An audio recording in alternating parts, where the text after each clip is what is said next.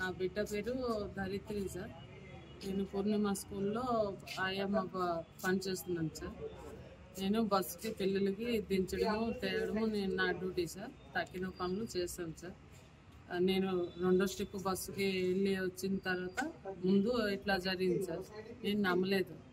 నమ్మకూడము నాకు వీడియో తీసి నాకు కాలేజీ పోరు నాకు ఇప్పించాడు. మా నెంబర్లో వదిలిన తర్వాత నేను ఆ నెంబర్ వీడియో తీసి మా ఆయన వచ్చిన తర్వాత పని నుంచి ఆ వీడియో తీసుకొని మా సార్ దగ్గరికి వెళ్ళాను సార్.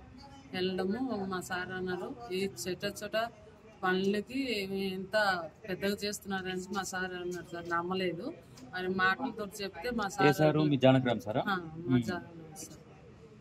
చెప్తే మరి ఏం రెస్పాన్స్ ఏమి ఇవ్వలేదు సార్.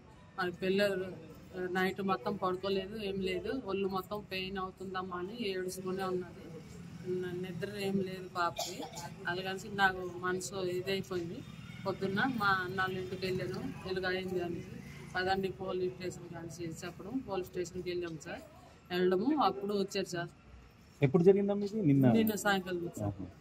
గొడవ ఏం లేదు సార్, ఎప్పుడు లేదు సార్. మేము వచ్చి 4 నెలలు అవుతుంది సార్. ఆమె పనిచేస్తుంది 4-5 సంవత్సరాలు అయ్యి పనిచేస్తుంది సార్. వీడియో పట్టుకుని వెళ్ళి చూపించాను సార్. చెప్పితే సరే నమ్మట్లేదు సార్. ఇట్లా అయితే అమ్మ చెప్తున్నా వాళ్ళు కంప్లైంట్ ఇవ్వలేదు అనేసి మా సార్ అంటున్నారు సార్. ఆమెకు ఇప్పుడు లక్ష్మమ్మ ఉంది కదా, ఆమెకు మీకేమైనా గొడవ లేదు సార్. మంచిగా అప్పటికైనా సరే మంచిగా మాట్లాడుతుంది సార్. ఆమె కూడా అంటుంది నా బిడ్డకి మరి మరొక ఆమె ఆయమ్మ పనిచేస్తుంది సార్. ఆమె వెళ్ళిపోతుంది సార్ త్వరగా.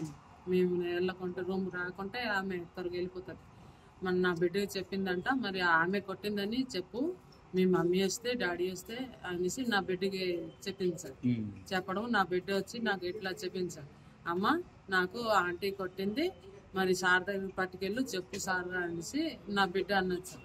అండము నా ఆ వీడియో నా బిడ్డకి మళ్ళీ పట్టుకొని వెళ్ళి చూపించాను సార్. మా సార్ చెప్తేమో మా సార్ ఇట్లా అంటున్నారు సార్. రెస్పాన్స్ ఏమి ఇవ్వలేదు సార్. మీ సార్ ఏం పట్టించుకోలేదు? ఏం పట్టుకోలేదు. మీ పాప ఆరోగ్యం ఎట్లుంది?